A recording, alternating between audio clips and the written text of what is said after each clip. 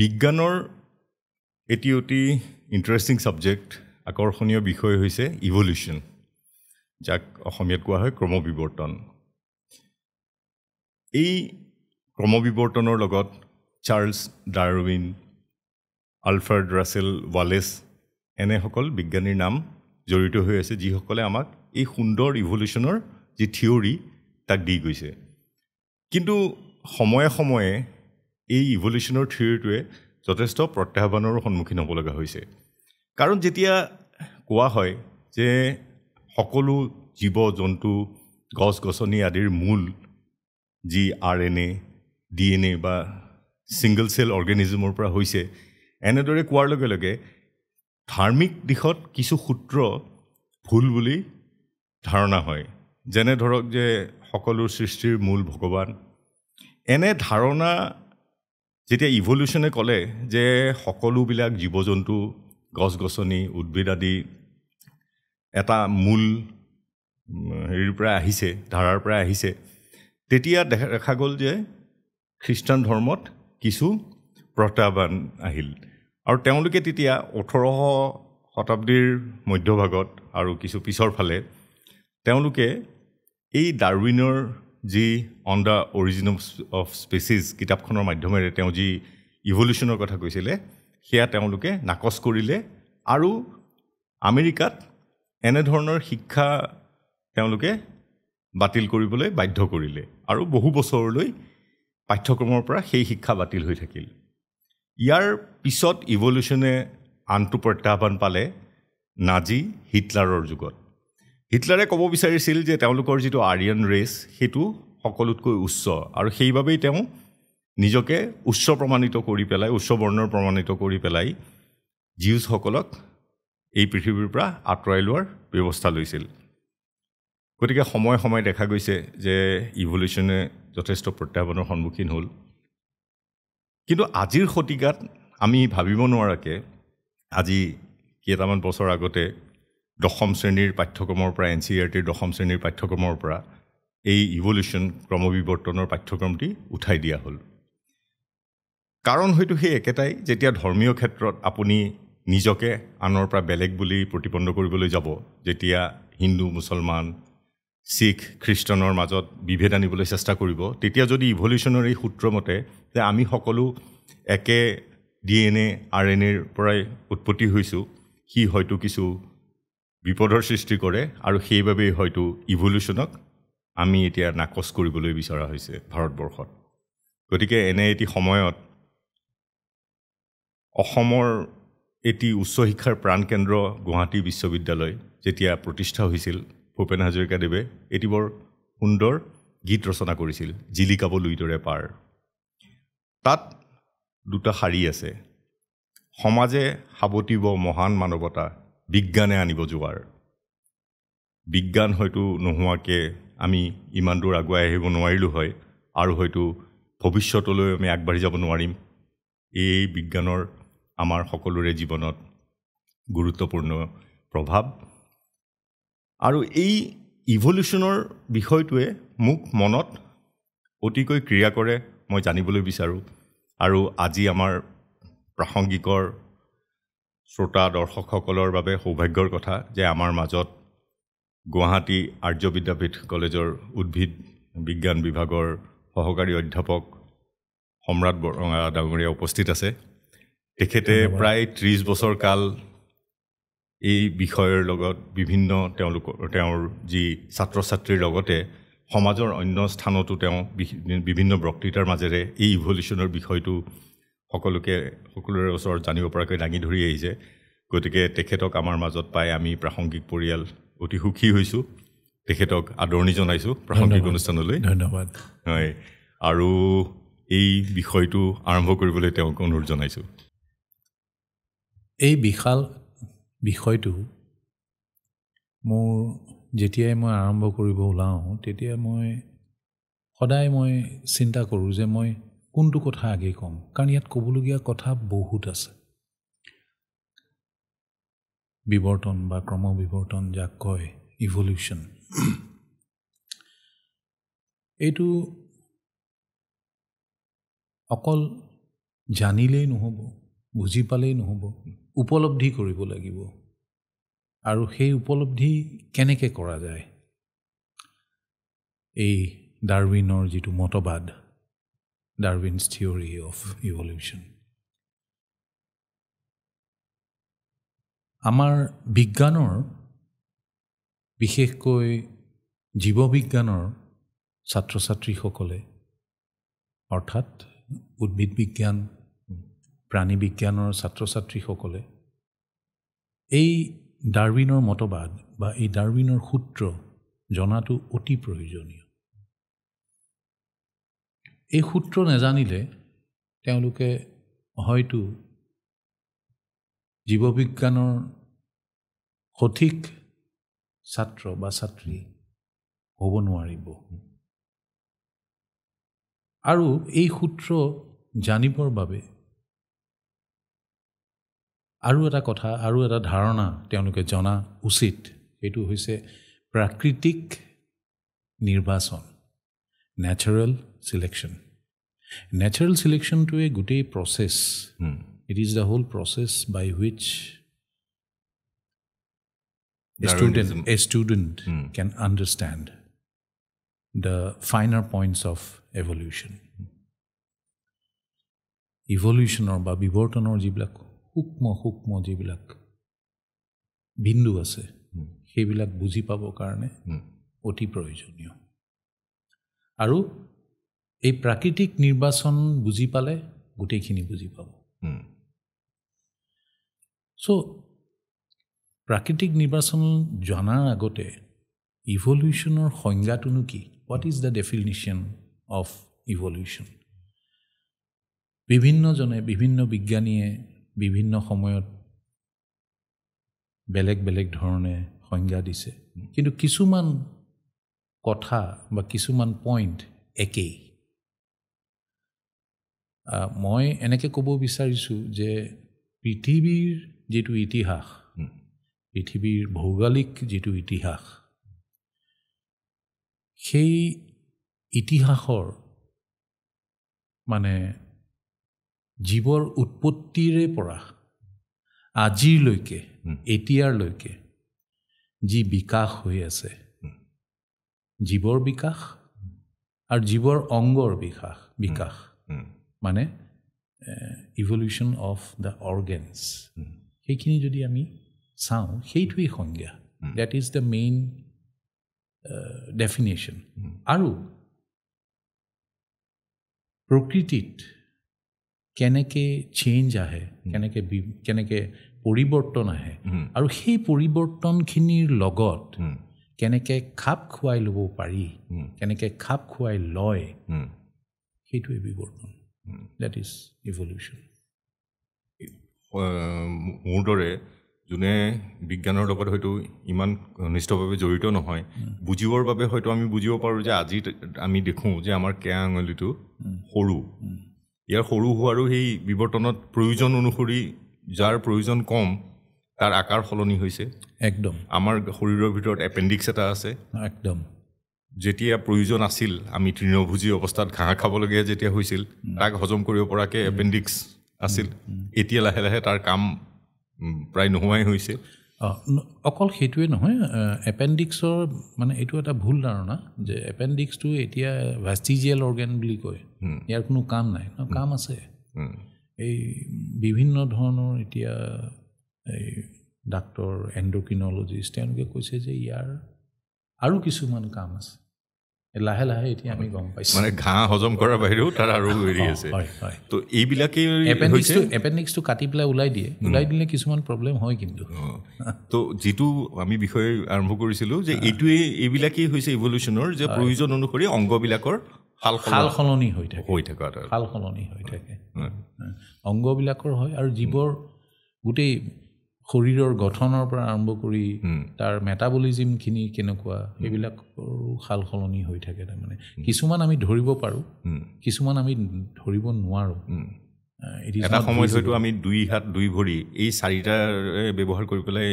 পৃথিৱীৰ বুকুত আমি খোজকাঢ়িছিলোঁ বা চলিছিলোঁ। লাহে লাহে আমি 2ঠেঙীয়া হ'লোঁ, আৰু 2খন ঠেং আগৰ যি দুখন ঠেং আছিল সি হাত হ'ল হাতেৰে আমি কাম কৰিব পৰা হ'লোঁ চ' সেইটো ইভলিউশ্যনৰে এটা পাৰ্ট এটা বস্তু এটা ধাৰণা মানে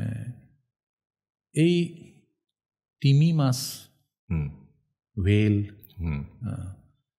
ডলফিন পৰ্পইজ এইবিলাকক মেমেল বুলি কয় কিয় কয় কাৰণ ইয়াৰ তাৰমানে ৰেট্ৰগ্ৰেছিভ ইভলিউশ্যন হৈছে এইবিলাক দে ৱেৰ লেণ্ড এনিমেলছ মাটিত আছিলে মেমেল হিচাপে আছিলে কিবা কাৰণে তেওঁলোক আকৌ পানীলৈ গুচি যাবলগীয়া হ'ল আৰু তেওঁলোকৰ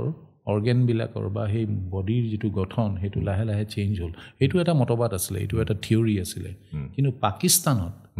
যেতিয়া তেওঁলোকে ডলফিনৰ ফচিল পালে কেইবা লাখ লাখ বছৰ আগৰ ফচিল আৰু সেই ফচিলৰ ৰিকনষ্ট্ৰাকশ্যন কৰি দেখিলে যে এইটোতো তাৰ হেৰিটো তাৰ গঠনটো তাৰ যিটো মানে তাৰ ষ্ট্ৰীমলাইন যিটো বডি এইটো হেৰিৰ লগত মিলে ডলফিনৰ লগত মিলে তাৰ যিহেতু পাকিস্তানত পাইছিলে সেইকাৰণে নাম দিলে পাকিচিটাছ চ' তাত দেখিলে যে তাৰ ঠেং আৰু হাত আছে কিন্তু যেতিয়া সি পানীত গুচি গ'ল লাহে লাহে এইটো নাইকিয়া হৈ গ'ল বস্তুটো ঠেং আৰু হাতবিলাক ফ্লিপাৰ হৈ গ'ল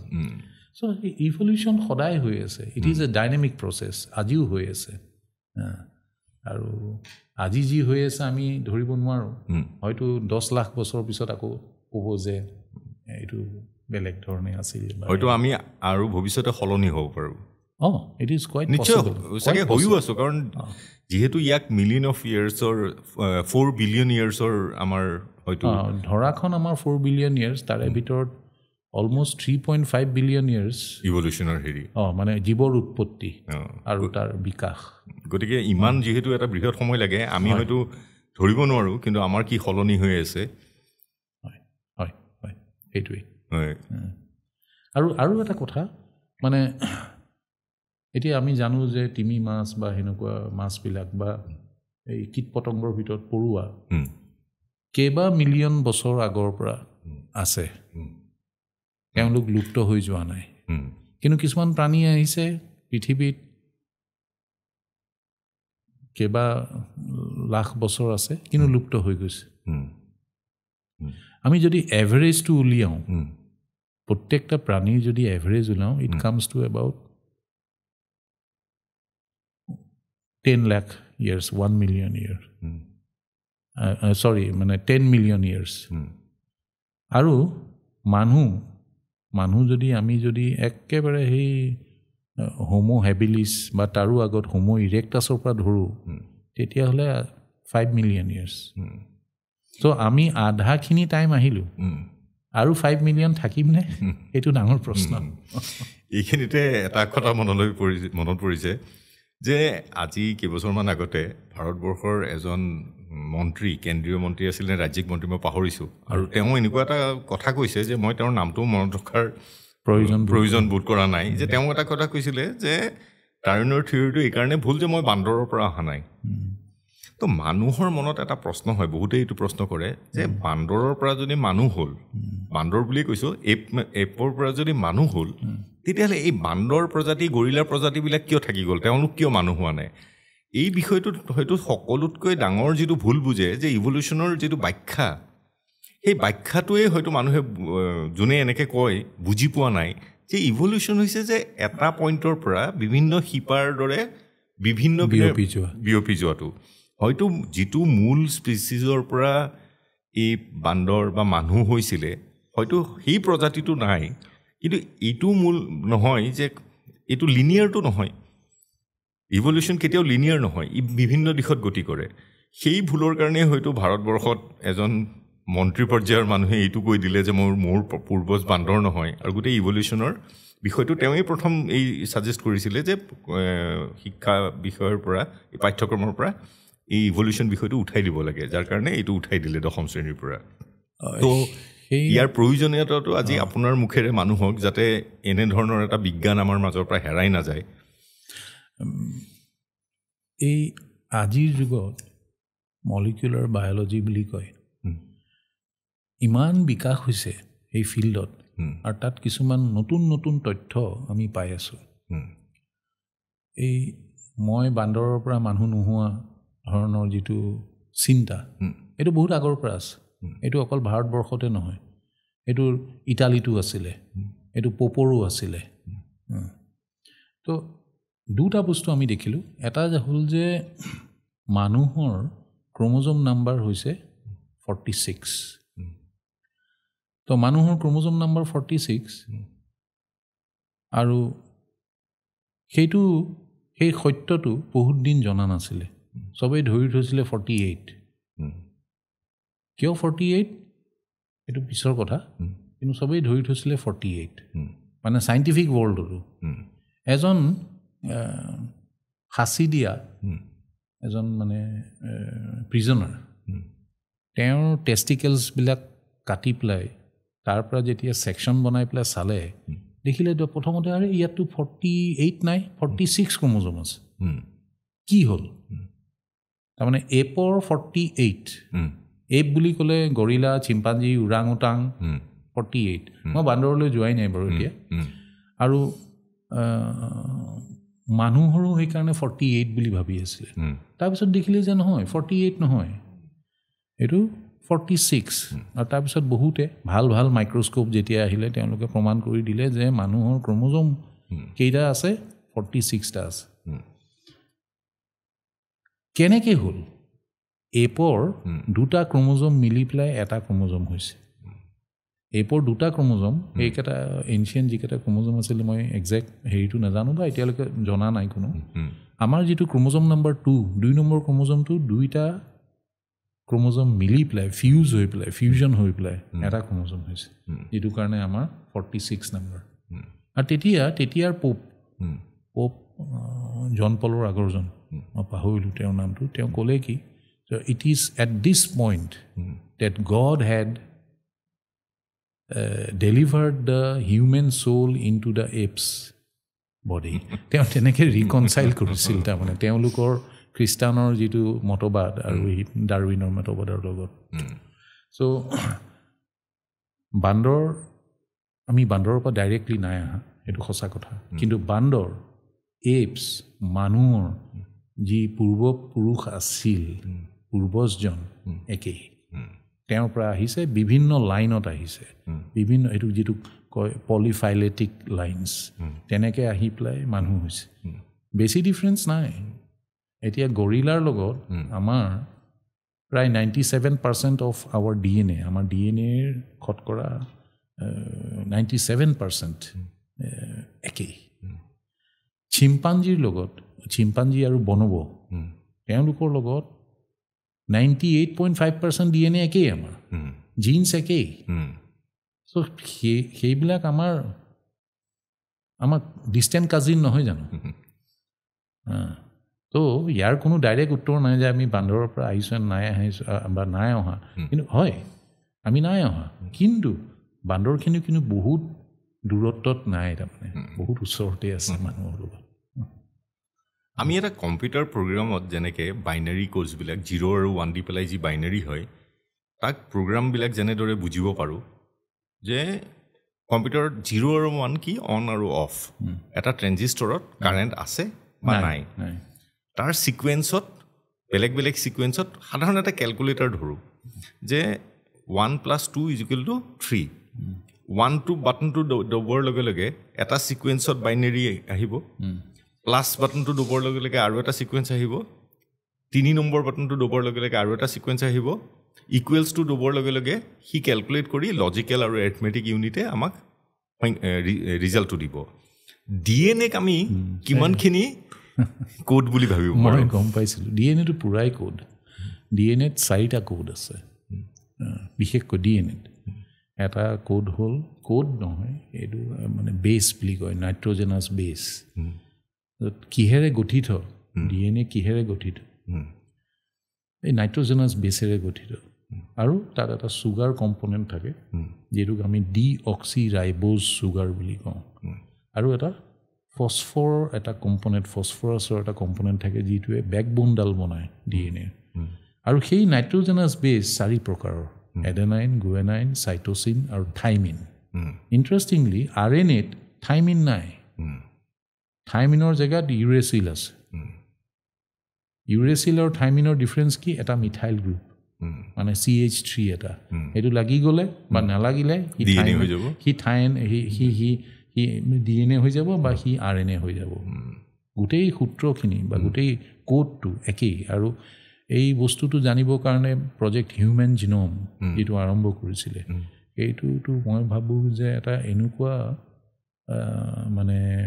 ডাঙৰ এটা কাম এটা মুহূৰ্ত যেতিয়া চেলেৰা জিনোমিক্সৰ অধিপতি আৰু ইফালে বিল ক্লিণ্টনে একেলগে হিউমেন জিনোম যেতিয়া তেওঁলোকে এই 2001 চনত তেওঁলোকে যেতিয়া ডিক্লেৰেশ্যন দিলে যে ইয়াৰ যিটো DNAৰ যিটো গাঁথনি আৰু সেই তাৰ কি ছিকুৱেঞ্চত এই নাইট্ৰজেনাছ বেছ কেইটা আছে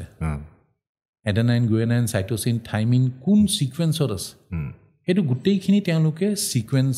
কৰিলে মই যেতিয়া ডেকা ল'ৰা মই যেতিয়া প্ৰথম কলেজত জইন কৰিছোঁ মই 95ত মই IRI Indian Agricultural Research Institute Pusa দিল্লীত লৈ গৈছোঁ তাৰে যিজন চিফ চাইণ্টিষ্ট তেওঁ মানে খুব গৰ্বেৰে আমাক দেখুৱাইছে যে তেওঁ DNA ছিকুৱেঞ্চিং মেচিনটো য'ত ডেইলি 100 বা 150 মেক্সিমাম DNAৰ নাইট্ৰজেন বেছ কেইটা ওলাব পাৰি হাতেৰে চাই অটোগ্ৰাম বনাই আৰু তেওঁ খুব গৰ্বেৰে আমাক দেখুৱাইছে যে we can sequence this we can do this we can do that project human genome যেতিয়া হ'ল মানে 90sৰ যেতিয়া তেওঁলোকে আৰম্ভ কৰিলে এই চেলেৰা জিনোমিক্সৰ অধিপতি তেওঁৰ নামটো অহা নাই তেওঁ কি কৰিলে গোটেই বস্তুটো অট'মেশ্যন কৰি দিলে আৰ্টিফিচিয়েল ইণ্টেলিজেঞ্চ লৈ আহিলে ডিকোড কৰিবৰ কাৰণে আৰু যিটো ভাবিছিল তেওঁলোকে যে 30 বছৰ 40 বছৰ 50 বছৰ লাগিব তেওঁ 10 বছৰত কৰি দিলে আজিৰ দিনত billions and billions of nucleotides বা billions and billions of nitrogenous bases can be sequence in a single day তাৰ কাৰণে নহয় সেইটো ডাইনামিক এইটো এতিয়াও মানে হেৰি হৈ আছে সেইটো ইভল্ভ হৈ আছে তেওঁলোকে চেষ্টা কৰিছে যে 1 ঘণ্টাৰ ভিতৰত এজন মানুহৰ গোটেই DNAখিনি আমি এনালাইচিছ কৰি ওলাব পাৰিম ছিকুৱেঞ্চ কৰি ওলাব পাৰিম নে নোৱাৰিম যিটো দাম বিলিয়নছ এণ্ড বিলিয়নছ অফ টকা লাগিছিলে এতিয়া 1000 টকাত তেওঁলোকে $1000 তেওঁলোকে কৰি আছে আৰু তেওঁলোকে বিচাৰিছে যে অতি সোনকালে ভৱিষ্যতত এইটো $10 যাতে আমি কৰিব পাৰোঁ আৰু এনেকুৱা প্ৰযুক্তিৰ বাবে আমি কোভিডৰ নিচিনা RNAৰ পৰা আমি বনাব পাৰিছোঁ অফ কোৰ্ছ গতিকে আমি হিন্দু মুছলিম কৰাতকৈ এনেধৰণৰ বিজ্ঞানৰ প্ৰয়োজনীয়তাটো কোভিডৰ ভেকচিনেই প্ৰমাণ সেইটোতো বাৰু হয়েই মই এটা বস্তু ক'ব বিচাৰোঁ যে আমাৰ ধৰ্মত এটা বিশ্বাস আছে বা এটা ধাৰণা আছে সেইটো হৈছে বিশ্বাস ফেইথ আনৱেভাৰিং ফেইথ আৰু ছায়েন্সত বিজ্ঞানত সেইটো হৈছে ট্ৰুথ সত্য কোনটো সত্য মোৰ এজন ছাত্ৰই কৈছে যে আমাক গভৰ্ণমেণ্টে কয় যে তোমালোকৰ এইবিলাক বস্তু নক'বা তোমালোকে ওলোটাটোহে কোৱা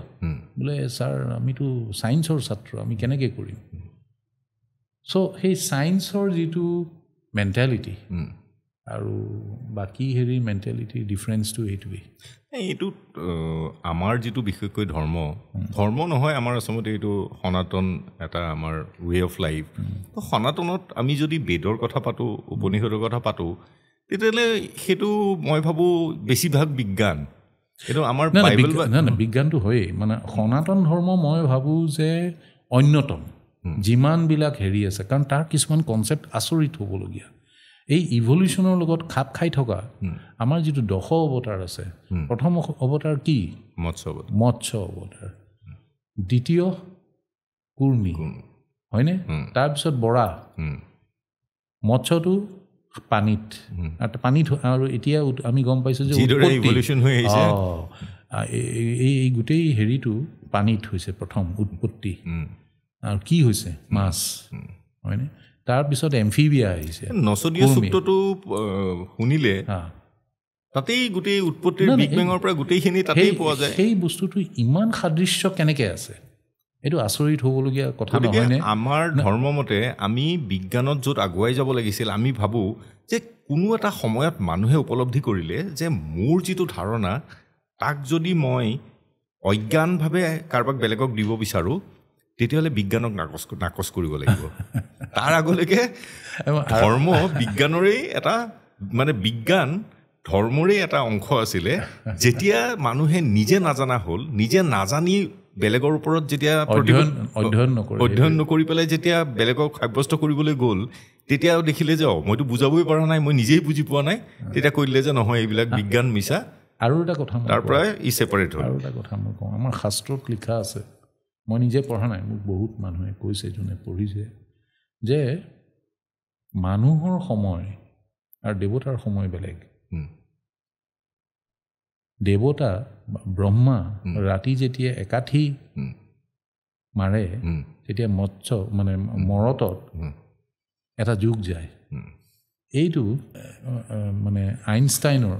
থিয়ৰী অফ ৰিলেটিভিটি নহয়নে? আমাৰ হাজাৰ হাজাৰ বছৰ আগতে এই কথাবিলাক কেনেকৈ উপলব্ধি কৰিছিল? চ' সনাতন ধৰ্ম অন্যতম, এইটো there is no' doubt about it.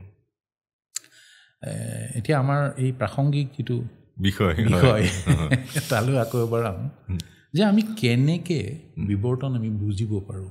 How can we actually understand and realise, মানে উপলব্ধি কৰিব পাৰোঁ কেনেকৈ, সেইটো বিৰাট দৰকাৰ। কাৰণ মই ক'লোৱেই যে এই জীৱবিজ্ঞানৰ কাৰণে বিৱৰ্তন এক পবিত্ৰ অনুসৰণ, তাতকৈ কম নহয়। It is a holy grail of biology. যোনে ইভলিউশ্যন বুজিব, যোনে বিৱৰ্তন বুজি পাব, বায়'লজি বুজি পাব। এতিয়া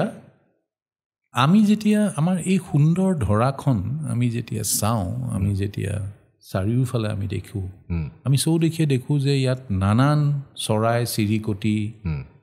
কীট পতংগ, আৰু ইমান ভেৰিয়েশ্যন আছে, তাৰ ইমান তাৰতম্য আছে। সেইটোৱে আচৰিত কৰি তোলে আমাক, যে ইয়াৰ মূলতে কি আছে, যে আমাৰ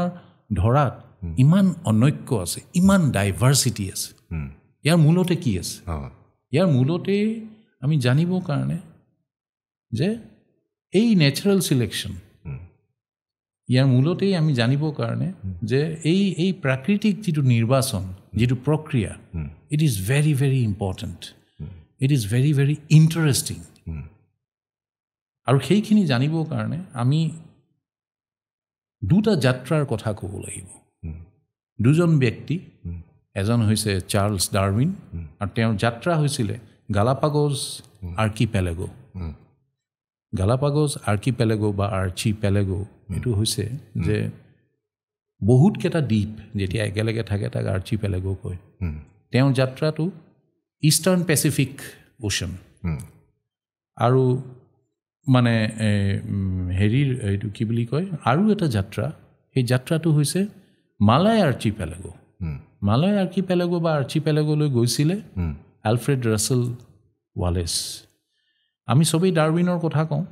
কিন্তু এলফ্ৰেড ৰাছেল ৱালেছ, তেওঁৰ যিখিনি কণ্ট্ৰিবিউশ্যন টু ইভলিউশ্যন থিয়ৰী, সেইখিনি বিৰাট মানে তাৎপৰ্য আছে। তেওঁ নেচাৰেলিষ্ট আছিলে, আৰু তেওঁৰ বহুত দুৰ্গতি হৈছিলে। তেওঁ ছাউথ আমেৰিকাত গ'ল, কিমান হাজাৰ হাজাৰ তেওঁ স্পেচিমেন কালেক্ট কৰি আনিছিল। তেওঁৰ জাহাজখন জুই লাগি গ'ল, গৈ পেলাই তেওঁ আকৌ ফ্ৰম স্ক্ৰেচ তেওঁ আকৌ আৰম্ভ কৰিলে। মালয়েছিয়া ফালে গ'ল, মালয়েছিয়ান আৰ্কিপেলেগোত তেওঁ গৈ পেলাই পখিলাৰ যিটো বিস্তাৰভাৱে তাত যিটো অনৈক্য, সেইটো দেখি তেওঁ আচৰিত হৈ গ'ল। আৰু তেওঁ তেনেকৈ তেওঁৰ মতবাদটো তেওঁ আৰম্ভ কৰিলে।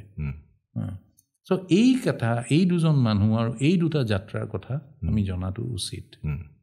ছাত্ৰ ছাত্ৰীয়ে এই যাত্ৰাৰ কথা আজিকালিতো পাব্লিক ডমেইনত আছে, তেওঁলোকে পঢ়ি ল'ব পাৰিব। আৰু এই জনাটো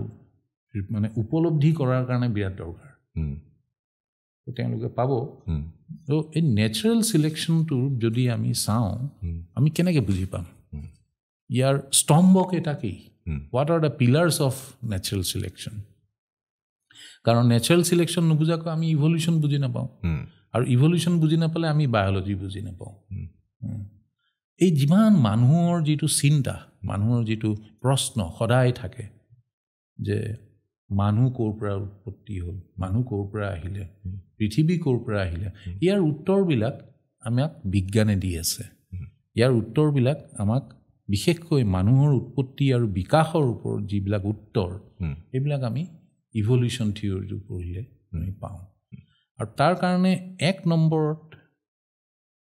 আমি জনা উচিত যে জিনীয় যিখিনি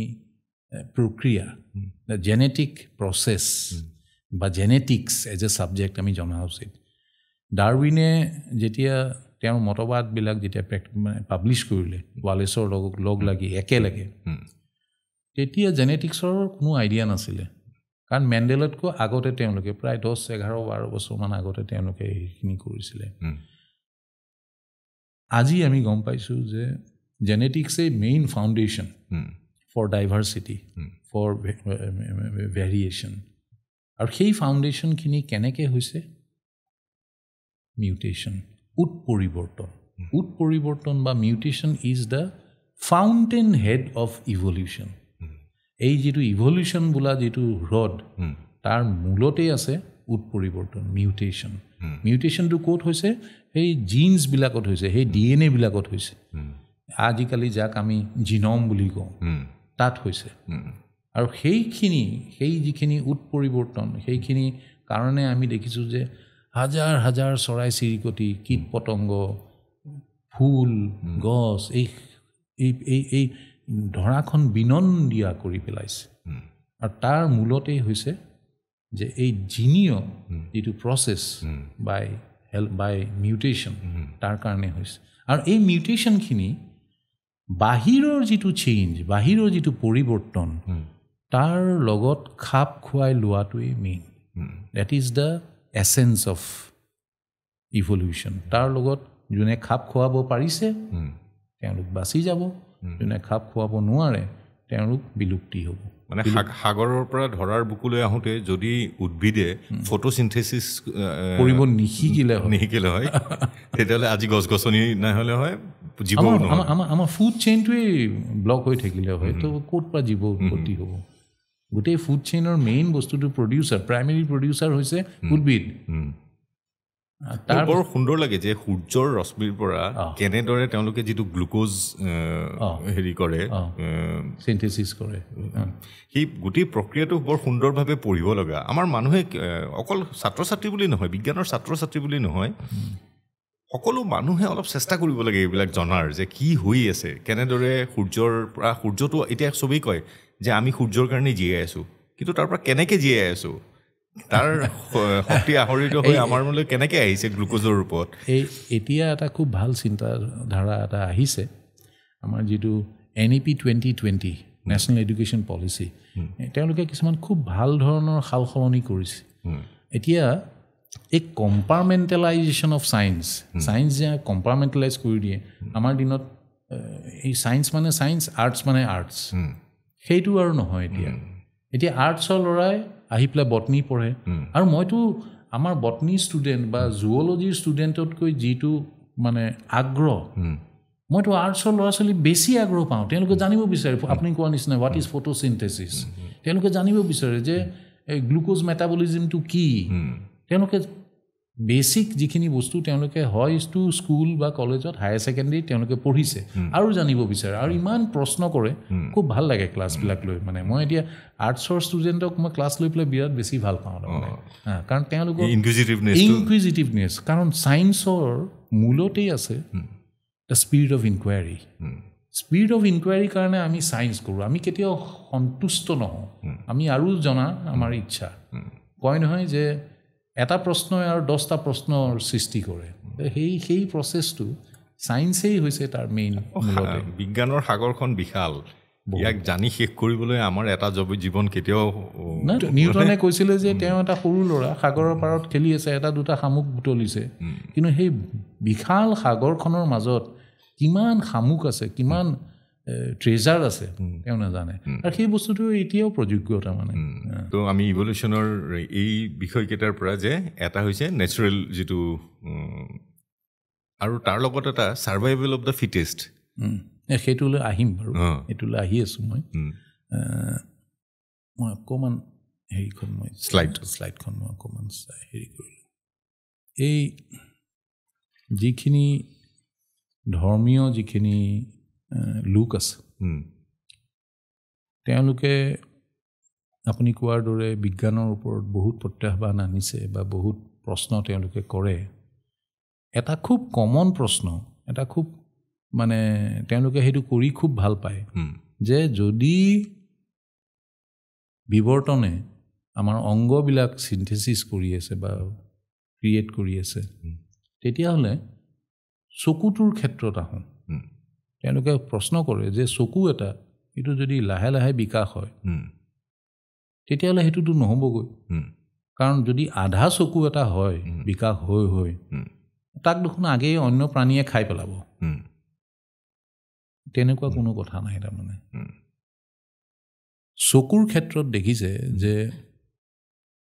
50 লাখ বছৰ sufficient from zero' to a modern eye আৰু তেওঁলোকে বহুতবাৰ প্ৰুভ কৰিছে প্ৰথম যিটো চকু সেইটো এটা জাষ্ট লাইট ৰিয়েক্টিভ এটা চেঞ্চিটিভ এটা লেয়াৰ সি দেখিছে যে এইফালে লাইট আছে এইফালে লাইট নাই তাৰ লগৰ বাকীবিলাক যিবোৰ প্ৰাণী আছে সিহঁতৰো সেই তেনেকুৱাই চকু it is just a layer of some photosensitive cells so' light on off বুজি পায় to detect source of light তো হয়তো সেইবিলাকে তেওঁলোকৰ খাদ্য প্ৰস্তুতি লাইট দিয়ে কৰে চ' আমি নাজানো তাৰপিছত কি হ'ল তেওঁলোকে দেখিলে যে এইফালে বিকাশ হৈ আছে তাৰমানে ক্ৰমবিকাশ মানে হেৰি বিৱৰ্তনৰ যিটো বিকাশ সেইটো হৈ আছে তাৰপিছত লাইটখিনি কোনটো ডিৰেকশ্যনৰ পৰা আহিছে ভালকৈ চাবৰ কাৰণে এটা কাপ আকাৰত চকুটো হ'ল তাৰমানে কাপ আকাৰত মানে সেইটো হৈ আছে চকুটোও হৈ আছে বেলেগ কিবাও হৈ আছে তাৰে ভিতৰতে কাপ আকাৰৰ যিবিলাক সিহঁতে অকল লাইট আছে নে নাই সেইটো নহয় লাইটটো কোন ছাইডৰ পৰা আহিছে সেইটোও জানে কাৰণ যিবিলাক ফটোচেন্সিটিভ চেল সেই 3 ডাইমেনশ্যনেল কাপটোত ধুনীয়াকৈ আছে আৰু তাৰ পিছৰখিনি যেতিয়া বিকাশ হ'ল লাহে লাহে তাৰ ওপৰত এটা লেয়াৰ লাগিলে যিটো লেন্সৰ কাম কৰা হ'ল আৰু এই হেৰিবিলাক এই মানে চিত্ৰবোৰ যিবোৰ দেখা পায় সেইবোৰ বহুত বেছি ক্লিয়াৰ তো তেনেকৈ বিকাশ হৈ আহিছে আৰু তেনেকৈ বস্তুবিলাক তেওঁলোকে গম পাই গৈ থাকে so' there is nothing called half an eye every eye that has been evolved has a purpose, has a function. এই মিসকনচেপ্টটো যাৰ আছে তেওঁলোকে এটা বস্তু বুজি পাব লাগে যে প্ৰথমতে এটা ছিংগল চেল অৰ্গেনিজম আছিলে তাৰ জীয়াই থকাৰ প্ৰবেবিলিটিটো যিহেতু কম আছিলে গতিকে ই ডিভিজন হৈ পেলাই চেল ডিভিজন হৈ পেলাই মাল্টি চেললৈ একেবাৰে ঠিক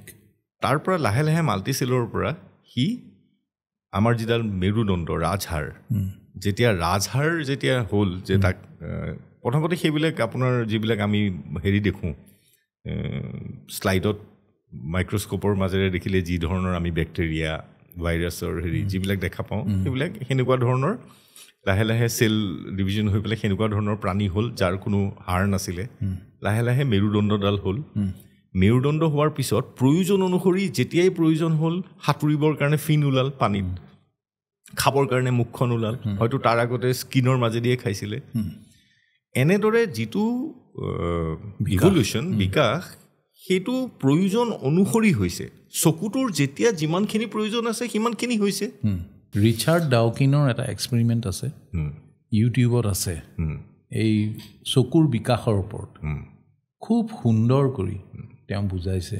মোৰ নিজৰ আইডিয়াবিলাকৰ লগত তেওঁৰ আইডিয়াখিনিও মই লৈছোঁ বুজাবৰ কাৰণে মই এই প্ৰেজেণ্টেশ্যনত মই দেখুৱাওঁ সেইটো আজি বাৰু মই এনেই কৈ দিলোঁ এই ইভলিউশ্যন বা বিৱৰ্তনৰ যিটো প্ৰক্ৰিয়া য'ত বিভিন্ন জীৱই তেওঁৰ বিৱৰ্তনখিনি এক্সটাৰ্নেল যিখিনি এডাপ্টেশ্যন তাৰ লগত খাপ খুৱাই থাকে সেইটোৱে হৈছে মূল ধাৰণা মূল কনচেপ্ট মেইন কনচেপ্ট এতিয়া বিৱৰ্তন বুজিবৰ কাৰণে আমি দুটা পন্থা আমি ল'ব পাৰোঁ এটা হৈছে উপমাৰ সহায়ত থ্ৰু এনালজি আৰু ইটো হৈছে snapshots through extended period of time মানে বৰ্ধিত সময়ৰ মাজেৰে কিছুমান স্নেপশ্বট কিছুমান event through the evolutionary history আমি তাৰ ওপৰত এটা আমি তাৰ ওপৰত এটা আলোচনা এই দুই প্ৰকাৰে আমি বুজাত আমাৰ সুবিধা হয় চ' প্ৰথমটো হৈছে বাই ৱে অফ এনালজি বা উপমাৰ সহায় লৈ পেলাই আমি কেনেকৈ বুজিব পাৰোঁ এই ভাষা মানুহৰ ভাষা আমি ইংৰাজী ভাষাটোকে লৈছোঁ ইংৰাজী ভাষা 1200 চনত যেনেকৈ কৈছিলে আজি তেনেকৈ নাই কোৱা আৰু ভাষাৰ তাৰমানে কি হয় মাজে মাজে বহুত চেঞ্জ হয় বিকাশ হয় প্ৰগ্ৰেছ হয় আকৌ মাজে মাজে বহুত দিন কোনো চেঞ্জ নহয় এইবিলাক আমাক লিংগুইষ্টবিলাকে কয় লিংগুইষ্টসকলে কয় চ' এই আগতে যিটো শ্বেক্সপিয়াৰৰ আগৰ যিটো ইংৰাজী ভাষা আমি এতিয়া একো বুজিয়ে নাপাওঁ ডেন চেন মেন টেন এনেকুৱা ধৰণৰ কিবা ডাও ডি এইবিলাক আছিলে লাহে লাহে চেঞ্জ হ'ল আৰু চেঞ্জ হৈ পেলাই এনেকুৱা when she went to speak this early modern English tongue সেইটো 21 শতাব্দীত এনেকুৱা হ'ল she went on to speak this late modern English tongue 200 বছৰ এনেকেই থাকিল মানে আজি এই বস্তুবিলাক চেঞ্জ হৈছে আকৌ কিয় হৈছে ছ'চিয়েল মিডিয়াৰ কাৰণে হৈছে SMS-ৰ কাৰণে হৈছে SMS ইমান টাইপ কৰি কৰি কিমান লিখিব চ' সেইকাৰণে দীপকটো DPK হাই দীপক আমি ক'লে দীপক বা কিবা হ'ব কিন্তু আচলতে দীপক মইতো আধা বুজি নাপাওঁ হেড এ গ্ৰেট টাইম HEADGREAT গ্ৰেট সেইটো নিলিখি পেলাই HD head GRR8 great time to TME time buddy you are just awesome সেইটো সেই শৰ্টকাট দিয়ে হয়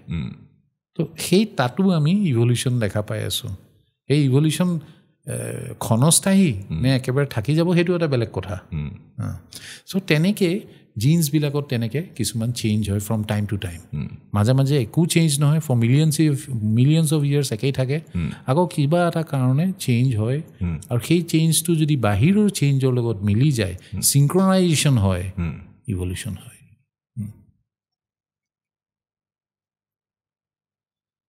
এই যিটো বৰ্ধিত সময়ৰ মাজেৰে স্নেপশ্বট যিটো মই ক'লোঁ snapshots through extended period of time সেইটো আমি এটা বেক্টেৰিয়া লৈ পেলাই আমি আৰম্ভ কৰোঁ সেই বেক্টেৰিয়াটো ক'ত আছে ছালফাৰ স্প্ৰিং এই ছালফাৰ স্প্ৰিংটো কি ইয়াত মই যিখন পিকচাৰ দিছোঁ এইখন এইটো এটা ৰুডৰ এটা চিত্ৰ আৰু ৰুডখন ক'ত আছে য়েল্ল' ষ্টোন নেশ্যনেল পাৰ্ক আমেৰিকাত খুব খাৰুৱা বা খুব লুণীয়া আৰু বহুত গৰম জেনেৰেল টেম্পাৰেচাৰ তাৰ পানীৰ প্ৰায় 60 পৰা 70 ডিগ্ৰী চেণ্টিগ্ৰেড তাতে বাচি থকাৰ কাৰণে বেক্টেৰিয়াটোত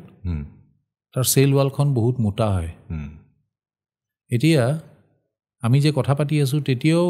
উৎপৰিৱৰ্তন হৈ আছে মিউটেশ্যন হৈ আছে আমাৰ DNA-ত হৈ আছে যিবিলাক লাগিব সেইবোৰ থাকিব আৰু যিবোৰ নালাগে আমাৰ ইমিউন ছিষ্টেমে সেইবিলাক আঁতৰাই দিব আমাৰ নেচাৰেল ইনহেৰেণ্ট যিটো ইমিউন ছিষ্টেম চ' বেক্টেৰিয়াৰ ক্ষেত্ৰতো তেনেকুৱা মিউটেশ্যন বা উৎপৰিৱৰ্তন হৈয়ে থাকে the rule of the thumb is যে 1 মিলিয়ন বেক্টেৰিয়াত এটা মিউটেশ্যন এটা পলত হয় in one point of time দেৰ ইজ ওৱান মিউটেশ্যন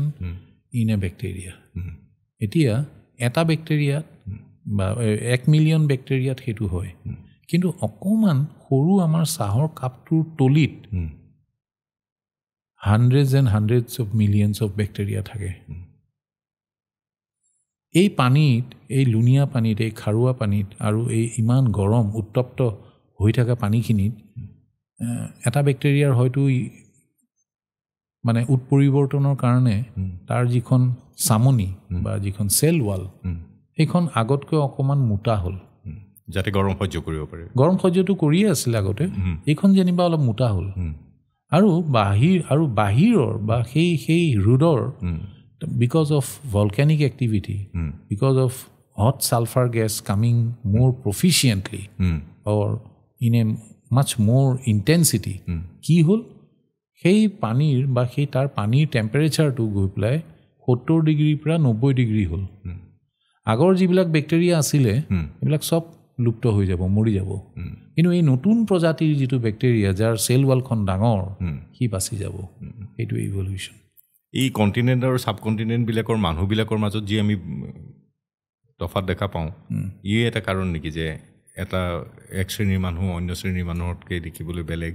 যে ঠাই উপযোগী তেওঁলোকৰ শৰীৰত সেইটো কয় এতিয়া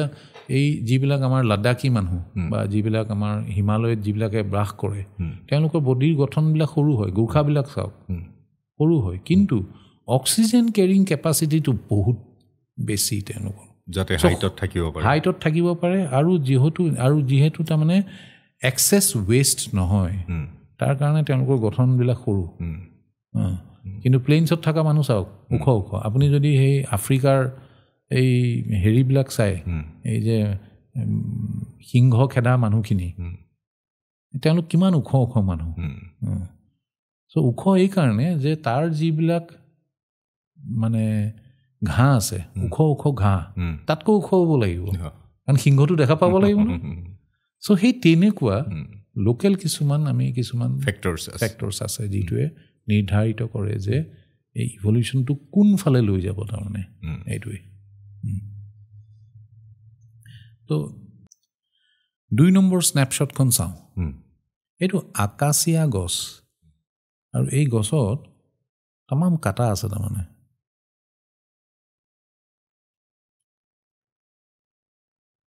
নৰ্মেল যিটো আকাশীয়া গছ তাত তাৰমানে ইমান কাটা নাই আফ্ৰিকাৰ ডেজাৰ্টত আফ্ৰিকাৰ মৰুভূমিত সেই নৰ্মেল আকাশীয়া গছ আজিকালি নোপোৱাই হ'ল কাৰণ ফৰ মিলিয়নছ অফ ইয়াৰ্ছ এই নৰ্মেল আকাশীয়া গছডালত বহুত পানী থাকে সেইকাৰণে হাতীয়ে খাই খুব ভাল পায় চ' সেই খাইবিলাক খাই লুপ্ত হৈ গ'ল কিন্তু সেই কাঁইটীয়া যিকেইডাল আকাশীয়া গছ সেইডালক হাতীয়ে খাব নোৱাৰে কাঁইটৰ কাৰণে চ' প্ৰচুৰ পৰিমাণে সেইটো আছে কিন্তু আগৰ যিটো কাঁইট নোহোৱা সেইটো বিলুপ্ত হ'ল কোনে কৰিলে ইয়াত নেচাৰেল চিলেকশ্যনটো কোনে কৰিছে ইয়াত নেচাৰেল চিলেকশ্যনটো হাতীয়ে কৰিছে আগতে আমাৰ যিটো উপমা দিছিলোঁ সেইটোত কোনে কৰিছে তাত নেচাৰে কৰিছে নেচাৰেল এক্টিভিটি ভলকানিক ইৰাপশ্যনছ সেইটোৱে কৰিছে চ' ইয়াত আমি দেখিলোঁ যে এটা প্ৰজাতিয়ে আনটো প্ৰজাতি থাকিব নে নাথাকে সেইটো নিৰ্ধাৰিত কৰে প্ৰিডেটৰী এফেক্ট আছে প্ৰিডেটৰী ডেফিনেটলি আছে চ' ইয়াৰ যিটো চিলেকশ্যন হৈছে সেইটো হাতীয়ে কৰি আছে এইবিলাক শ্লাইডত মই দেখুৱাইছোঁ কেনেকৈ তেওঁলোকে কাঁইট নথকা আকাশীয়া গছবিলাক তেনেকৈ খাই ভাল পায় তাৰমানে হাতীয়ে 3 নম্বৰ স্নেপশ্বটটো এবিড ছগা ইংলেণ্ডত প্ৰচুৰ পৰিমাণে আছিলে ছগাৰ ৰং গ্ৰে কিয় কাৰণ তেওঁলোক যিবিলাক গছত থাকে সেই গছৰ ছালত এবিড লাইকেন গ্ৰ' কৰে যাৰ ৰংটো গ্ৰে কালাৰ গছবিলাক এনেই বাৰ্কৰ কালাৰটো ডাৰ্ক ব্ৰাউন বা ব্লেকিছ কিন্তু যিহেতু এই লাইকেনটো কি লাইকেন এটা চিম্বায়টিক এছ'চিয়েশ্যন বিটুইন এন এলগি খেলয় আৰু ভেঁকুৰ ফানজাই চ' সেই লাইকেনৰ কালাৰৰ লগত মিলি থাকে ওপৰত যেতিয়া এই ইগল জাতীয় বা এনি ৰেপ্টৰ জাতীয় চৰায়ে যেতিয়া চাই দেখা নাপায় কাৰণ সি কেমোফ্লেজড হৈ আছে এই পেপাৰ মথটোৰ চাওক সেইটো মোটামুটি কেমোফ্লেজ হৈ আছে টাইম টু টাইম তাত এটা বিকজ অফ মিউটেশ্যন উৎপৰিৱৰ্তনৰ কাৰণে এটা ক'লা জাতীয় মথ এটা আবিৰ্ভাৱ হয় আৰু আবিৰ্ভাৱ হোৱাৰ লগে লগে সি যে ইমান কণ্ট্ৰাষ্ট হৈ থাকে ওপৰৰ পৰা ঈগল চৰাই বা চিলনীয়ে দেখা পাই টপকৈ খাই পেলাই তাক চ' এইটো বহুত দিনৰ পৰা হৈ আছিলে তাৰপিছত কি হ'ল ইণ্ডাষ্ট্ৰিয়েল ৰেভলিউশ্যন আৰম্ভ হ'ল ইংলেণ্ডত ডাঙৰ ডাঙৰ ফেক্টৰী বহিল আৰু ডাঙৰ ডাঙৰ ফেক্টৰী ডাঙৰ ডাঙৰ চিমনিৰ পৰা এই ক'লা হেৰিখিনি যিখিনি মানে ধোঁৱা এইখিনি ওলাই পেলাই ইংলেণ্ডততো এনি টাইম ফগ পৰিয়ে থাকে এই ফগৰ লগত মিক্স হৈ গ'ল হৈ পেলাই স্মগ হ'ল আৰু লাইকেনক আকৌ it is said to be then indicator of pollution তাৰমানে খুব প্ৰদূষিত জেগাত থাকিব নোৱাৰে প্ৰদূষিত এই ধোঁৱাত থাকিব নোৱাৰে চ' লাইকেনবিলাক লাহে লাহে ইংলেণ্ডৰ লাইকেনবিলাক মৰা আৰম্ভ কৰিলে আৰু তাৰপিছত এই গছৰ চামৰাটো আৰু গ্ৰে হৈ নাথাকিল সি অৰিজিনেল কালাৰ ডাৰ্ক ব্ৰাউন বা ব্লেকলৈ পৰিণত হ'ল আৰু এইবাৰ কেমোফ্লাজড হৈ থাকে এই গ্ৰে পেপাৰ্ড মদকেইটা নহয় কিন্তু এই ক'লা মদকেইটা সিহঁতক ধৰিব নোৱাৰে আৰু কিন্তু এই পেপাৰ মদকেইটাক পটককৈ দেখা পায় আৰু সিহঁতক খাই দিয়ে এইটো ইভলিউশ্যন কোনে কৰি আছে মানুহে কৰি আছে এইটো নেচাৰেল ইভলিউশ্যন বুলিয়ে ক'ম মই কাৰণ মানুহ নেচাৰৰ এটা পাৰ্ট এই পেপাৰ মদটো চাওকচোন কিমান ধুনীয়াকৈ মিলি আছে কেমোফ্লেজড হৈ আছে ধৰিবই নোৱাৰে কিন্তু ইয়াত যদি এটা ক'লা মদ থাকিল হয় ধুনীয়াকৈ সি ওলাই পৰিলে হয় এই ঈগল চৰাই বা চিলনীয়ে তাক তেনেকৈ খাই দিয়ে এইটো চাওক এই ক'লা মদটো একদম কণ্ট্ৰাষ্ট হৈ আছে অতি সুন্দৰকৈ তাক দেখা পাব আৰু তাক খাই পেলাব এইবাৰ এইবিলাক কিছুমান মুখা জাপানৰ চামুৰাইবিলাকে এই মুখাবিলাক পিন্ধি লয় যুদ্ধৰ সময়ত এইখন মুখাখন দেখিছেনে এইখন কিন্তু মুখা নহয় এইবিলাক কিছুমান ক্ৰেবৰ প্ৰজাতি আৰু ইহঁতক সেইকাৰণে চামুৰাই ক্ৰেবছ বুলি কয় জাপানৰ এটা আইলেণ্ডত এটা লেগুন আছে তাত এই ক্ৰেববিলাক এই কেঁকুৰাবিলাক পোৱা যায় এই কেঁকুৰাৰ মুখখন আৰু এই মানুহৰ চামুৰাই মুখখন চাওকচোন কিমান সাদৃশ্য আছে কেনেকৈ হ'ল এইটোৰ এটা কাহিনী আছে কাহিনীটো হ'ল কি যে জাপানৰ দুটা ক্লেনৰ মাজত দুটা জাতিৰ মাজত এটা বিৰাট ডাঙৰ সমৰ হয় আৰু এটা জাতিৰ গোটেই মতা মানুহখিনি যুদ্ধত তেওঁলোকে প্ৰাণ হেৰুৱায় আৰু তেওঁলোকৰ যিজন এম্পায়াৰ আছিলে সম্ৰাট আছিলে 7 বছৰীয়া এটা ল'ৰা আইতাকে ক'লে যে বোপাই মই তোক আমাৰ ক্লেনৰ বা আমাৰ জাতিৰ মানে স্বৰ্গ এই সাগৰৰ তলিত আছে মই তোক লৈ যাওঁ আৰু তেনেকৈ তেওঁ প্ৰাণ আহুতি দিয়ে দিয়াৰ পিছত এই গোটেই মতা মানুহখিনি তেওঁলোকে মাৰি পেলায় মাইকী মানুহখিনি এই লোকেল যিবিলাক মাছ ধৰা মানুহ আছিলে তেওঁলোকৰ লগত বিয়া হয় আৰু তাৰপিছত বহুত 100 বছৰ থকাৰ পিছত তেওঁলোকে এদিন মাছ মাৰি থাকোঁতে এটা কেঁকুৰা তুলি আনিলে কেঁকুৰাটোৰ মুখখনটো একেবাৰে পূৰা সেই চামুৰাই মুখখন আমি যেনেকৈ ফটোবিলাকত দেখিছোঁ একেবাৰে চামুৰাই মুখখন তেতিয়া তেওঁলোকে ক'লে যে এইটো আমাৰ পূৰ্বপুৰুষ আমি ইয়াক নাখাওঁ বুলি এৰি দিলে ইয়াৰ পিছত যেতিয়াই তেওঁলোকে মাছ ধৰে বা কেঁকুৰা ধৰে সেই তেনেকুৱা চামুৰাই টাইপ যিটো কেঁকুৰা তাক এৰি দিয়ে আৰু সেইকাৰণে কি হ'ল এই চামুৰাই ক্ৰেববিলাকক যিহেতু এওঁলোকে নাখায় সেইকাৰণে বংশ বৃদ্ধি কৰিলে কৰি পেলাই এতিয়া তাত তাৰমানে চব সেই ক্ৰেববিলাক আছে চামুৰাই ক্ৰেবছবিলাক চ' ইয়াত যিটো নেচাৰেল চিলেকশ্যন কোনে কৰিছে আকৌ মানুহে কৰিছে চ' এনেকৈ তাৰমানে এই নেচাৰেল চিলেকশ্যন হৈ আছে এনেকুৱা কিছুমান হাজাৰ পন্থা আছে হাজাৰ ৰাস্তা আছে যাৰে নেচাৰেল চিলেকশ্যন হয় মানে এনেকুৱা যে এই যিটো আমি western symphony music grand symphony চবেই বেলেগ বেলেগ ধৰণে নোট কিছুমান বজাই আছে কিন্তু সেইটো মিলি পেলাই এটা সাংঘাতিক হাৰমনিৰ সৃষ্টি হৈছে চিংক্ৰনাইজেশ্যন হৈছে আমাৰ পৃথিৱীত ধৰাত সেই তেনেকুৱাই তাৰমানে চব বেলেগ বেলেগ স্পিচিজ চব বেলেগ বেলেগ প্ৰজাতি কিন্তু চবেই কিন্তু গান গাই আছে এটাই জীৱনৰ গান ছং অফ লাইফ জীয়াই থকাৰ যিটো গান চবেই গাই আছে শেহতীয়াকৈ আমি যদি চাওঁ যে জীয়াই থকাৰ যিটো গান সেইটো ক'ভিড ভাইৰাছেও গাইছে বিভিন্ন ধৰণৰ মিউটেশ্যন আৰু মই সঁচাকৈ আচৰিত হ'লোঁ যে ইমান কম সময়ৰ ভিতৰত নিজকে মিউটেট কৰি পেলাই যে এইটো নহয় যে ইভলিউশ্যনে বহুত দীঘলীয়া সময় এটা লাগে জীয়াই থকাৰ তাৰণাত খুব কম সময়ৰ ভিতৰতো জীৱবিলাক ইভলিউট হ'ব পাৰে কথা হ'ল ইয়াতে কিছুমান বিন্দু আছে কিছুমান পইণ্ট আছে যিটো আমি অকণমান চাব লাগিব এটাটো হ'ল যে কোভিড ভাইৰাছ জাতীয় ভাইৰাছ পৃথিৱীত বহুত বছৰৰ পৰা আছে শ বছৰ আমাৰ চকুতেই আছে বা হাজাৰ হাজাৰ বছৰ আছে যিটো আমি নাজানো এইটো কি হ'ল because of zoonotic spill over এইটো বান্দৰ কোনোবাই কয় হেৰি এইটো কি বুলি কয় বাদুলিত আছিলে কিবা কাৰণে বাদুলি খাওঁতে বা বান্দৰ খাওঁতে সেইটো আহি গ'ল মানুহৰ গাত চ' সেই তেনেকুৱা জুনটিক কিছুমান স্পিল অভাৰ হয় আৰু ভাইৰাছটোক আমি আচলতে জীৱ বুলি ক'ব নোৱাৰোঁ ভাইৰাছটো জীৱ নহয় কিন্তু সি জীৱৰ নিচিনা ব্যৱহাৰ কৰা আৰম্ভ কৰে যেতিয়াই সি এটা হোষ্টৰ গাত সোমাই যায় তো এই গোটেইখিনি বস্তুৰ ওপৰত মানে এটা বস্তু ডিপেণ্ড কৰিব যে হোৱাট ইজ দ্য ফিকাণ্ডিটি ৰেট কিমান স্পীডত কিমান তেওঁলোকৰ প্ৰজন্ম হয় কিমানটা জেনেৰেশ্যন হয় 1 ঘণ্টাত কেইটা জেনেৰেশ্যন হ'ল বা 2 ঘণ্টাত কেইটা সেনেকৈ মিলিয়নছ এণ্ড মিলিয়নছ অফ সৃষ্টি হয় আৰু যিমান ৰিপ্ৰডাকশ্যন হ'ব সিমান মিউটেশ্যন হোৱা চান্সটো বাঢ়ি বাঢ়ি গৈ থাকিব কাৰণ মিউটেশ্যনৰ এৰৰবিলাক DNA এৰৰবিলাক এই ৰিপ্ৰডাকশ্যনৰ সময়তে বেছি হয় তাৰমানে চ' সেইটো কাৰণে সিহঁতে অতি কম আমাৰ কাৰণে অতি কম সময় যে 30 বছৰ 40 বছৰ কিন্তু সিহঁতৰ কাৰণে ভাইৰাছৰ কাৰণে বা বেক্টেৰিয়াৰ ক্ষেত্ৰত এইটো বহুত দীঘলীয়া এটা সময় জীৱনকালটো একেবাৰে খন্তেকীয়া তো তেওঁলোকৰ ইভলভ হোৱাৰ কাৰণে মিউটেশ্যন হোৱাৰ কাৰণে বহুত চান্স বেছি তাৰমানে এইটোৱে কথা চবৰে মাজত জীৱ যদিও কয় যে ভাইৰাছত জীৱ নাই কিন্তু বেলেগ জীৱৰ গাত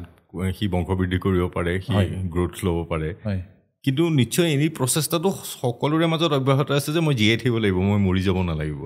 মইতো ভাবোঁ আজিৰ তাৰিখতো কোভিড ভাইৰাছটো আছে কিন্তু সি শিকিছে যে মানুহক এই ধৰণে যদি আমি ক্ষতি কৰোঁ মানুহে আমাক মাৰি পেলাব গতিকে আমি ল' ভেৰিয়েণ্টত হ'লেও মানুহৰ গাত জীয়াই থাকিম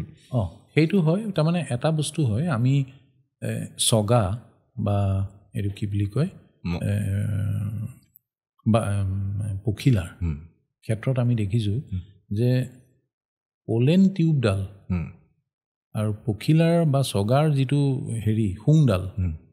এইবিলাক ইভলিউশ্যন আৰু কাউণ্টাৰ ইভলিউশ্যন হৈ আছে ইভলিউশ্যন হৈ আছে পখিলাৰ পলেন টিউবডাল যিমান দীঘল হৈছে মানে কিবা পখিলাৰ বা চগাৰ শুংডাল যিমান দীঘল হৈছে হেৰিটো সিমান দীঘল হৈছে আকৌ সেইটো সৰু হৈ গ'লে এইটোও সৰু হৈ যায় চ' ইভলিউশ্যন আৰু কাউণ্টাৰ ইভলিউশ্যন হৈ আছে বা ইভলিউশ্যন হৈ আছে চ' ভাইৰাছ আৰু ভাইৰাছে তাৰমানে নতুন ৰাস্তা শিকিব এতিয়া যে আমি কেনেকৈ এই যিটো হোষ্টটোৰ গাত জীয়াই থাকিবৰ কাৰণে এইটো যিটো ভেকচিন দিয়ে ইয়াৰ পৰা কেনেকৈ আমি বাচিব পাৰোঁ সেইটো কৰিব তাৰপিছত আকৌ মানুহে আকৌ আৰু তাতকৈ বেলেগ ধৰণে কিবা কৰিব everything and everyone is evolving এইটো হয় এইটোতো হয়েই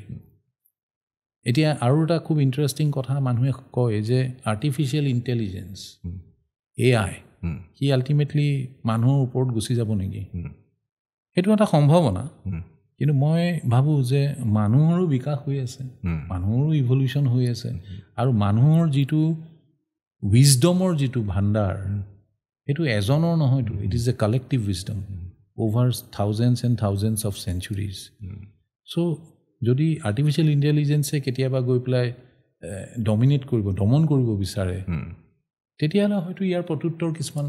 ওলাব হয় মানুহ আৰু বিভিন্ন অন্য প্ৰজাতিবিলাকৰ মাজত হয়তো এটাই তফাত আছে যে বিভিন্ন প্ৰজাতিবিলাকে জীয়াই থাকিবলৈ যিবিলাক বিদ্যা নিজে আহৰণ কৰিব লাগে প্ৰকৃতিৰ বুকুৰ পৰা বা জেনেটিকেলি যিখিনি আহে DNA মই এঠাইত পঢ়িছিলোঁ যে DNA হৈছে সকলোতকৈ পৃথিৱীৰ ভিতৰত ডাঙৰ মেমৰি বেংক কাৰণ DNA যিমান মেমৰি কেৰি কৰে কোনো আমাৰ টেৰাবাইট জিগাবাইট এইবিলাকেও তাত সেইকাৰণে DNA বেছ এতিয়া কম্পিউটাৰ বনাবৰ কাৰণে তেওঁলোকে লাগি আছে গতিকে কিন্তু মানুহৰ লগত বেলেগ প্ৰজাতিৰ লগত এইটোৱে তফাৎ যে আমি এজনে আনজনৰ পৰা শিকোঁ আমি যিহেতু এজনে আনজনৰ পৰা শিকোঁ গতিকে আমি প্ৰথমৰ পৰা জন্ম হৈ ল'ৰা এটাই আকৌ ষ্টিম ইঞ্জিনৰ পৰা আৰম্ভ কৰিব লগা হোৱা নাই সি জেটৰ যুগত আহি পাইছে সি জেট ইঞ্জিনটো কেনেকৈ হেৰি হয় শিক্ষাৰ মাধ্যমেৰে এজনে আনজনক দি গৈছে গতিকে সেইটোৱে আমাৰ বেলেগ প্ৰজাতিৰ আৰু কালেক্টিভ নলেজ কালেক্টিভ উইজডম গতিকে আৰ্টিফিচিয়েল ইণ্টেলিজেঞ্চটো মানুহেই সৃষ্টি কৰিছে ই যেতিয়া গ্ৰ' কৰিব আমাৰ ইণ্টেলিজেঞ্চটো তাৰ লগত কাউণ্টাৰ দিব পৰাকৈ গ্ৰ' হৈয়ে থাকিব এতিয়াতো মই ভাবোঁ যে সেইটোতো আমাৰ ল'ৰা ছোৱালীবিলাকৰ ক্ষেত্ৰত আমি দেখা পাওঁ মই যেতিয়া ছায়েন্স পঢ়িছিলোঁ ফিজিক্স পঢ়িছিলোঁ প্ৰজেক্টাইল বা পাৰ্টিকল বম্বাৰ্ডমেণ্ট এইবিলাক যেতিয়া হয় মোৰ ব্ৰেইনৰ মানে জপনাখন বন্ধ হৈ গৈছিলে আজিকালি ছাত্ৰ ছাত্ৰীৰ ক্ষেত্ৰত মই দেখা পাইছোঁ বহুত ধুনীয়াকৈ তেওঁলোকে বুজি পায় এটা সাধাৰণ উদাহৰণ যে আমি ঠিক এটা মিড জীৱনৰ মধ্য সময়খিনিৰ মাজতে আমাৰ হাতলৈ মোবাইল ফোন আহিছিলে তো আমি লগতে দুটা জেনেৰেশ্যন দেখিছোঁ যিহেতু আমি ফাৰ্ষ্ট জেনেৰেশ্যন ইউজাৰ মোবাইল ফোনৰ আমি দুটা দেখিছোঁ এটা হৈছে আমাতকৈ বয়োজ্যেষ্ঠসকল যাৰ বহুত বয়স হৈছে আৰু একেবাৰে সৰু সৰু ল'ৰা ছোৱালীবিলাক বয়োজ্যেষ্ঠ মানুহ এজনক মোবাইলটোৰ তেওঁ যোনে জানে যে য়েছ ন' এণ্টাৰ অ'কে এই বাটনকেইটাত লিখা আছে তথাপিও বাৰে বাৰে শিকাই থাকিব লাগে কিন্তু এই সৰু সৰু ল'ৰা ছোৱালীবিলাকে পঢ়িবলৈও নাজানে কিন্তু অতি আচৰিত কথা যে গেম এটা খেলোঁতে যে ক'ত অ'কে লিখা আছে ক'ত এণ্টাৰ লিখা আছে কোনো শিকায়ো দিয়া নাই কিন্তু সি তাতেই সি বুজি পাইছে লাৰ্ণিং ফ্ৰম এক্সপিৰিয়েঞ্চ সেইটোৱেই লাৰ্ণিং ফ্ৰম এক্সপিৰিয়েঞ্চ আৰু সেইটো কাৰণে হয়তো তেওঁলোকৰ ব্ৰেইনৰ কোষবিলাক বহুত বিকাশ নিউৰনবিলাক এক্সনবিলাক বহুত বিকাশ কৰিছে তাৰমানে বিকশিত আৰু সেই বস্তুটোৱে মই খুব আশাবাদী মানুহ আৰু মই আশা দেখোঁ যে ভৱিষ্যতে যদি আমি ইজনে সিজনক নিউক্লিয়াৰ বোম পেলাই যদি মাৰি নেপেলাওঁ এটলিষ্ট 1000 বছৰ 2000 বছৰটো মানৱ জাতি থাকিব মই ভাবোঁ we have to come out of this technological adolescence অকল পৃথিৱীতে নহয় মইতো ভাবোঁ যে লাহে লাহে মংগল গ্ৰহত বা বিভিন্ন এক্সপ্লেনেটত গৈ পেলাইও মানুহে বাস কৰিব কলনী বনাব পাৰিব মোৰ দেউতা এজন মানে ড্ৰামেটিষ্ট আছিলে তেওঁ আজি প্ৰায় 75 বছৰ আগতে এখন ড্ৰামাত তেওঁ লিখিছিল যে ই তাৰমানে মংগল গ্ৰহত যাব আৰু চব মানুহে তাক হাঁহে তাৰমানে চ' ইট ইজ এ ফেক্ট নাও কাৰ্ল ছাগানে যেতিয়া আজি 50 বছৰ আগতে কৈ আছিলে কোনেও বিশ্বাস নকৰিছিলে কিন্তু ইলন মাস্কে এতিয়া মানুহ পঠিয়াব তালৈ নাচাই মানুহ পঠিয়াব ষ্টাৰশ্বিপৰ হয়তো আৰু 2-3টা জেনেৰেশ্যনৰ পিছতে মানুহ যাব পাৰিব কিন্তু আছে কিছুমান প্ৰব্লেম আছে সেইবিলাক চাই ল'ব লাগিব ডাৰউইন আৰু মানে ৱালেছৰ ডিফাৰেঞ্চটো হ'ল কি Wallace didn't consider sexual selection কিন্তু ডাৰউইনে ক'লে যে ছেক্সুৱেল চিলেকশ্যনটো it is an important factor মই দেখোঁ যে এটা কপৌ চৰাই কপৌজনীৰ ওচৰত ঘুকুক কৈ সি নাচে আকৌ তাইক ঘুকুক ইটছ এ কোৰ্টিং ৰিচুৱেল তাৰমানে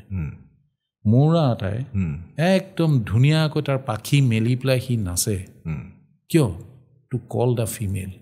চ' ছেক্সুৱেল চিলেকশ্যন হৰিণাৰ শিং একেবাৰে sexual selection is very much there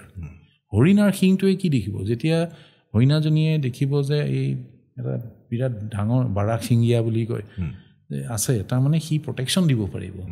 ই যদি বাঘ বা সিংহ হয় তাক শিঙেৰে মাৰিব পাৰিব চ' ইয়াক মই চিলেক্ট কৰিম মোৰ অফস্প্ৰিং বেছি হেৰি হ'ব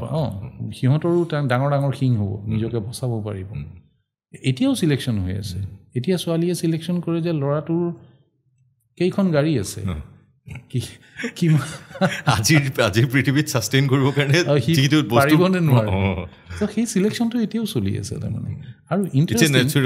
interesting it is both ways কিছুমান ক্ষেত্ৰত আমি দেখোঁ যে ফিমেলে চিলেক্ট কৰে কিছুমান ক্ষেত্ৰত ফিমেল মেল দুয়োটাই চিলেক্ট কৰে এইখিনিয়ে কথা তো বৰ ভাল লাগিল তো আমি সম্ৰাট বৰা ডাঙৰীয়াক ধন্যবাদ জনাইছোঁ এনেকুৱা এটা গুৰুত্বপূৰ্ণ বিষয়ে আমাৰ লগত আলোচনা কৰাৰ বাবে আৰু চাই থকা প্ৰত্যেক দৰ্শক বা শুনি থকা